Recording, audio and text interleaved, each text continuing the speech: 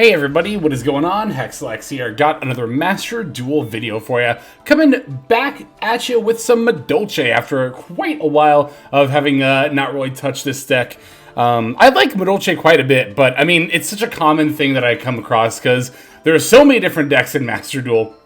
So little time. I mean, really though, that's one of the main reasons why I haven't come back to it yet. But we have had a pretty recent good excuse to come back to it. That is some very solid follow-up support for the archetype, mostly in the form of the Madolche Queen Tiara Frasi. Phrase? It's not phrase. That'd be the American-ass way of pronouncing it, but not sure of the correct pronunciation. Apologies if I butchered that. Anyway. So this is a very much needed piece of follow-up support for the deck. It basically, they kind of just like one-to-one eroded like Tiramisu by just giving it a new card, right? You simply throw this on top of Tiramisu and it's basically the same card, but it's a quick effect. Do keep in mind that it is only during the opponent's turn. So although it is a quick effect, you can't do it during your own turn. It's only once per opponent's turn. But if you need to shuffle stuff back on your own turn, we still have the original Tiramisu to help with that. So, additional new support for the deck comes in the form of the new Link 3 Madolche Mini Meowcaroons. This is an excellent piece of follow-up support as well. Upon Link summoning this card will let you add any Madolche card from deck to hand, and it can also special Madolche monsters from the hand. This will end up being a pretty integral piece to some of the combo lines that you can do with the deck now. As far as the Madolche combo lines go, they haven't changed like too much as far as like how you get your play started. It's usually going to be like a Petting Scizor or, you know, an Angeli or, you know, your Verderself cards to find, you know, one of these cards. But as far as the end board goes, like I said, it will be a little bit different. And then we also have the new Madolche Trap card, Madolche Dessert, capable of bouncing 2 effect monsters on the field, one of them being a Madolche monster, and then you can summon a Madolche monster from your extra deck with attack less than or equal to the total original attack of those monsters. So a lot of the time, this is mostly just going to be used for bouncing stuff. I mean, obviously, that's the main function of it, but although it can cheat stuff out of the extra deck, a lot of it does require you to detach materials. Now, the dessert can attach itself as a material, so you could potentially go into the Tiara Frasi. Unlike most cards which need to be stacked like on a specific, you know, Xyz monster, this one actually doesn't need to have Tiramisu under it in order to be able to do the once per opponent's turn effect. So that is another pretty important thing to keep in mind as you are playing the deck here. This deck is, as far as like cost goes, you know, the extra deck is a little bit pricey, of course, because all of the Madolche Xyz monsters are URs, and you do need multiple copies of each, but the main deck is fairly cheap, and, you know, if you don't own a playset of Verderself of Flourishing Hills, I would not say this card is required. It's mostly just useful for grabbing the missing seedlings anyway, which is going to grab you your Madolche stuff. So, you could play other Verderselfs, you could play some other extenders, maybe more Madolche cards, or more hand traps, depending on whatever you feel the deck is missing, right? As far as like number of copies of each card, I really do think you need at least 2 of each of the Madolche Xyzes.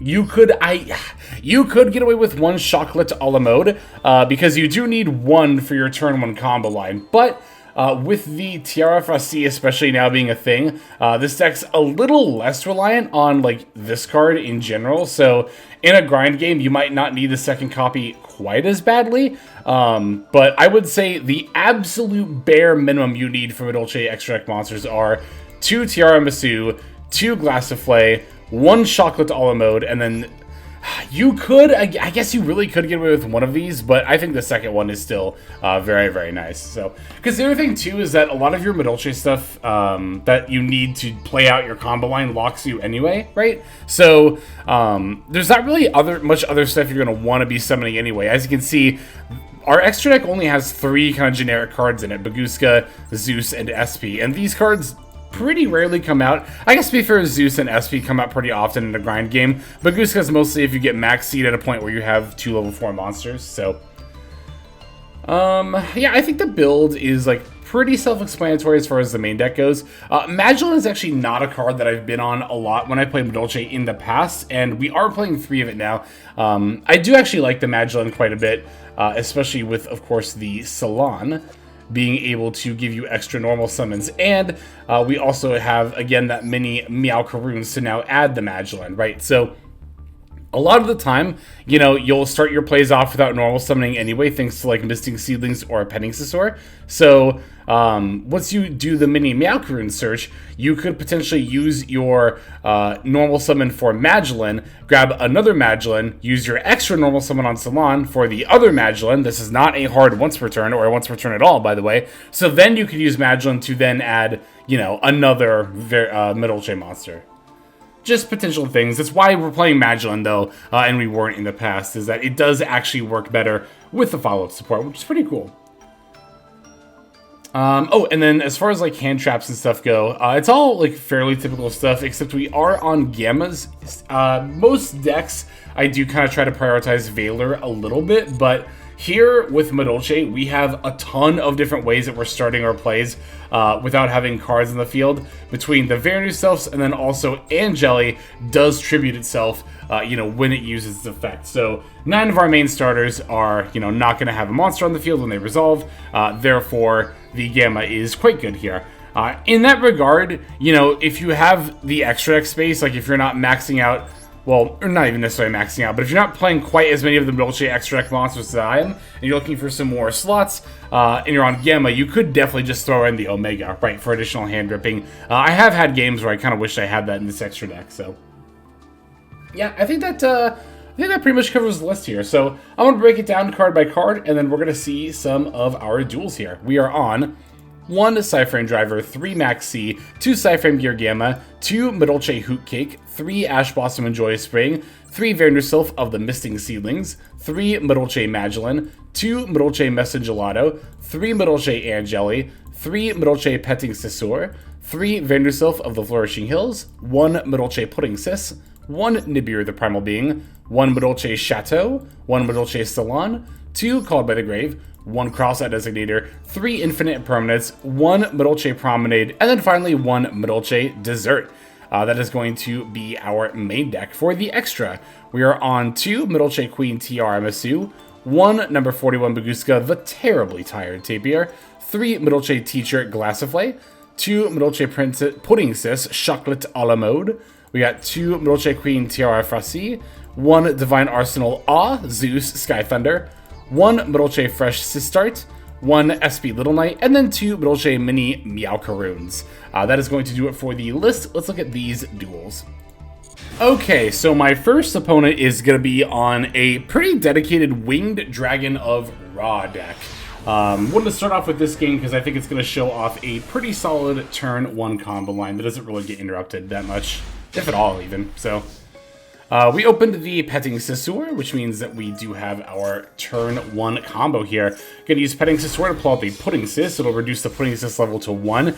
Keep in mind that level reduction effect is mandatory, so if you want to make a rank 4, you have to pull out the Pudding Sis there. Going for Glassiflay, we're going to detach, not activate the second effect here. We need that Petting Scizor in the graveyard. That way we can put it back with the Chocolate a la Mode effect. We want to put it back with Chocolate a la Mode specifically while she's on the field. That way we can summon the Angeli from deck here. Also, as you're detaching stuff from the Glassiflay and the Chocolate a la Mode, do make sure that you're making an effort to leave the Pudding Sis on as the last material, because this effect to special summon from the deck while you have Pudding Sis as a material is not once per turn. So definitely keep that in mind. We're going to Angeli for the Hoot Cake here. Hoot Cake's going to banish the Glassiflay to special Messengelato. Messengelato gets to add the Madolche Salon here. Now I'm going to go for the Salon and then activate the Chateau. Chateau's going to shuffle back the Angeli in my graveyard. Normally, by the way, I would add the Chateau instead of the Salon. I just did not, you know, because I already had the Chateau in my opening hand. So I want to make sure I pointed that out too. Chocolate a la Mode summoning other Messengelato, but I actually misplayed here because I totally did not realize that Messengelato could miss the timing. So I actually should have just summoned like literally any other level 4 monster and then special summoned the other Messengelato later off the mini Meowcaroons. I am going to miss out on having the Madolche Desserts trap card as a result of that, but the rest of the end board should still be pretty good here. So yep, getting to grab the Madolche here and then going for the special summon off the mini Meowcaroons. Again, ideally that would have been the other Messengelato for the search, but Alright, so we're going to end on the Glassiflay here, and then I also want to, of course, use my other 2 level 4s to make the Tearlaments. This is also why I like to play 3 Glassiflay. Glassiflay is not only important for actually setting up combos, but it's actually not bad disruption during your opponent's turn, because when you use this quick effect, it'll trigger the second effect to shuffle up to 2 cards from the graveyards into decks. Notably, Madolche was actually not bad at all during the Tier 0 format because of how well Glassiflay counterplayed against the Tearlaments there. So, gonna throw down this Imperm and then pass it over to my opponent. I also definitely should have grabbed back something other than Pudding Cyst, but...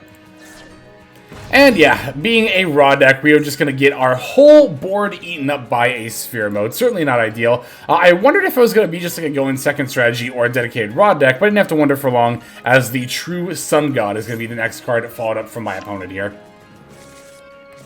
Alright, after that, going for King Sark, it's a Horus raw build. I mean, Horus does make the most sense to play with raw. Now, here I wondered if they were going to just dump 3 Horus monsters and then, summon out the raw here by attributing all 3. But no, they're not going quite that all in.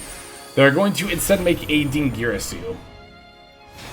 Dingirasu effect's going to try to activate. I will imperm this just to kind of save my cards here. The Chateau and the Salon could still prove to be quite useful in this matchup. Alright, they're overlaying on top of Ding. I wondered if it was Typhone at first, but it's actually going to be number 84 Pain Gainer.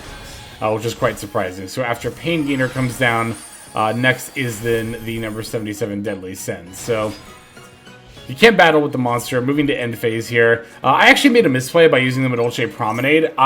For some reason, I thought this was... I got Promenade and Desserts mixed up. I thought that Desserts was the one that negated and Promenade was the one that bounced. So I meant to bounce the True Sun God. That way this... oh, well, they couldn't attack because of the second effect, right?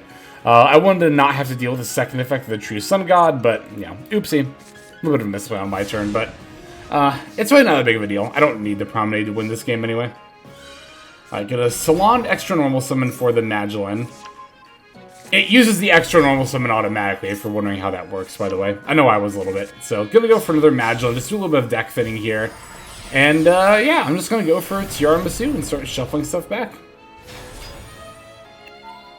I'm going to put back the, or try to put back the Pain Gainer and the True Sun God here. So, Soul Crossing is going to try to activate here to tribute basically the whole board for the raw that's in hand. But one unintended benefit of using my Promenade last turn is that I got to set the Dessert during the end phase, meaning I can now use it here. I'm going to use Madolche Dessert to get rid of the Sphere Mode, and then also, of course, bounce back my Tearlaments.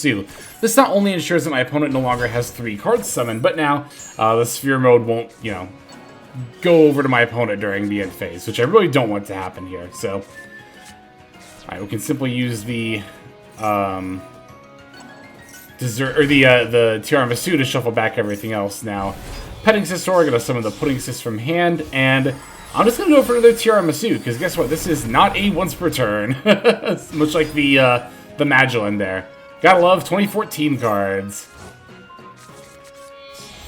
Alright, and then I'm going to throw my Tearlaments on top of the Tearlaments here. That way I can do the same effect, of course, during my opponent's turn.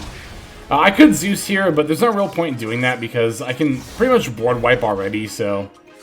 And then, yeah, my opponent's just going to concede right here. So there we go. I'm not going to claim that was necessarily the most 100% optimized Madolche line. I did point out the misplays that I caught, but I think that does give a pretty good idea of what kind of playstyle this deck has. Not just on turn 1, but in general in a more grindy game as well. So there's that one. Let's go ahead and take a look at our next duel. Alright, next game is going to be up against Sprite. Very, very hand trap heavy build we're playing against here. They have a ton of hand traps. They're not even playing Sunny Stitches, which I don't think is a bad deck building decision necessarily. It's just an interesting decision to go.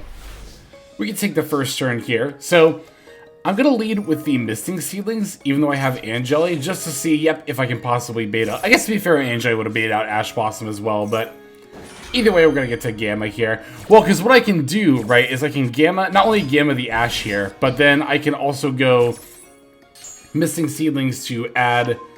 I really should have added, like, anything else than another Angeli, but I can just bring back the Angeli that I discarded off the Missing Seedlings anyway, so... Another hand trap for my opponent here, this time a Ghost Warner, so... Like I said, opponent's playing a lot of hand traps. I think they're maxing out on Valor, in addition to being on, like, the Ghost Warner here. I didn't really feel like I had too many other options here, so I decided to just normal summon out my other Anjoy that I added, make a Tiramisu, and then make a TR for C here. And then I just have to banish my Gamma and Driver here. This is kind of what I was saying earlier when I was like, Omega might not be bad in this extra deck for that reason. Because, yeah, here I wasn't even really able to use it and make, like, SP or anything. SP, of course, needs 2 effect monsters, and Driver is, of course, a normal monster. Oh, also, you might be wondering why I kept the Cross-Out Designator in hand. Throughout the rest of my opponent's turn, even after the Ghost Warner, my opponent was continuously getting past priority, so in the interest of playing around Nibiru and not having that dropped on me, I kept the Cross-Out Designator in hand instead of setting it.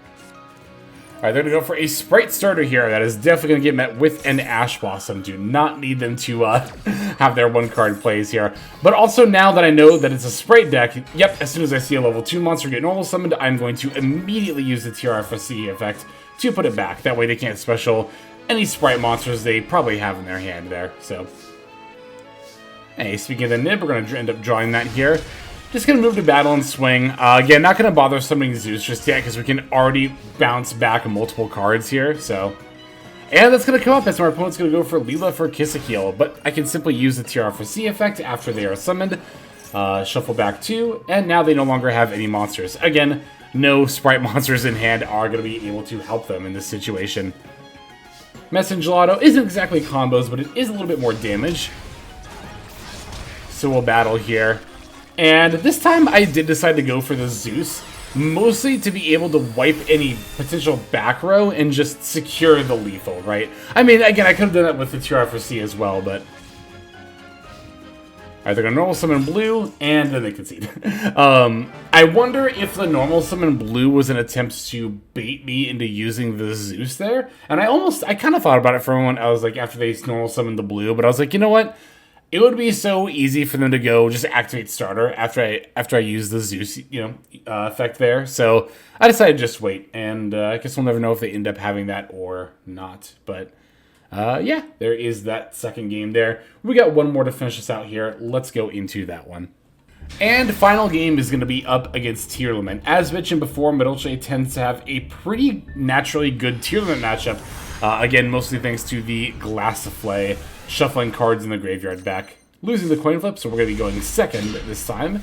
Did open the bug, though, as well as a ton of different Madolche cards. One of them, unfortunately, is Pudding Sis, so that's not ideal. You definitely want her to be in deck. In that regard, this maybe should be a 42-card deck, because we're playing Driver and Pudding Sis for cards we don't want to draw. Maxi in response to the Rate Soth here, because I thought it was going to be Kashtira, but ended up being Tearlament. Gonna go for the Kiklos. Tyr able to play pretty well under the Maxi, but rather than adding a trap card, my opponent actually decides to play a little bit more into the Maxi, which I was a little surprised by, but I would have expected them to add Soliac or Crime here and then just set that and pass and not give me any card advantage, but they're welcome to if they'd like. I will say that, like, this board state they're setting up, even through the Maxi, is kind of scary given my hand. Like I said, we have the Nibiru, but we don't have a ton of hand traps, and of course, Nib. Probably don't need to explain why it's not the best against Tearlament. Not just because of the, triggering their effects, but the Tearlament line also has a natural counterplay to it in the form of the Rollclose, which is about to get summoned right here, as summon number 4 anyway. And they're going to pass back over to me after that.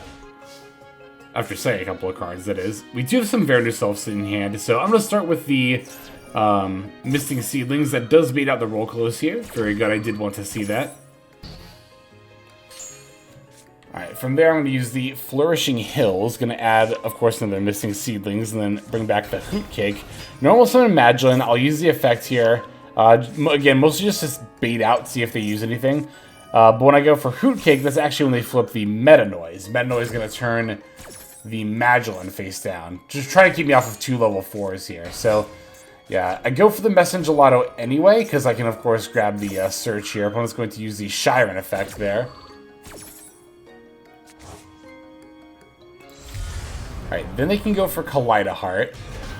Collide Heart effect is going to get to activate here. I do get to add the Salon. Collide Heart putting back the Messenger Auto.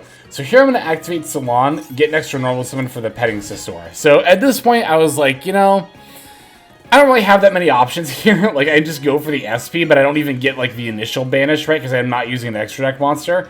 I really needed just one more level 4 monster to be able to pull out the win here, unfortunately. And I'm not able to do that from this point. So, you know, I was debating, like, I mostly just wanted to extra normal the Petting Sisor to see what my extra deck options were to really make sure that I was about to concede here. And I was about to do that following the Petting Sisor normal summon, but my opponent actually ended up doing it first! So this is, like, the highlight of why I always say you should learn archetypes, like, even if you're not necessarily going to play them. Because, like, I think even if they'd read my Petting Sisor, they would have seen that, you know, I don't have the ability to use the effect and I can't make a rank 4. It did seem like they knew to stop me from making a rank 4, because they were putting down or shuffling back my level 4 monsters pretty continuously, right? I don't know if they thought the Petting Sisor would get to activate here, or if they thought I had a Link monster to go into, but my opponent conceded, and I was like, oh, I mean, I was going to do that, but sure, we take those. So, good stuff. All right, that is going to do it for these games. Thank you very much for watching. Super appreciate you, as always, as ever. But let's just go ahead now and move to our outro. Hey everybody, Hexlex here. Just want to give you a huge thanks for watching all the way to the very end of the video. Believe it or not, that is actually one of the best ways that you can support the channel, is by watching the videos in their entirety. But there are many ways in which you can support the channel if you are so interested. The names that you're seeing on screen here, I gotta give an extra special thanks to, because these are people who have chosen to either become a member on YouTube, which if you're interested you can do as well via the join button next to the subscribe button down there, or have signed up over on Patreon and become members there. Link to that is going to be in the description below. Without the support that is being offered by, again, all the people that you're seeing on screen right here, I would not be able to take the time to dedicate to uploading daily YouTube videos. So thank you so very much. But there are also other ways you can support as well. Again, link to the description below. If you like my deck tracker that you'll see in a lot of my videos, the Untapped Companion, you can download that for free, and if you use my affiliate link down there, then that also goes a long way towards supporting the channel. That's, again, free. So is subscribing here on YouTube. That's also free and a huge way to support. You can also check out Twitch, once again linked in the description below. Following and subscribing over there will not only support as well, but also give you notifications of when I go live if you want to catch some of the live streams. But really, no matter how you choose to support, it all adds up, and it all definitely means the world. So thank you, each and every one of you. For now, this is Hexlex. I'm going to be signing out. But more than that, I'm hoping that you have a fantastic day.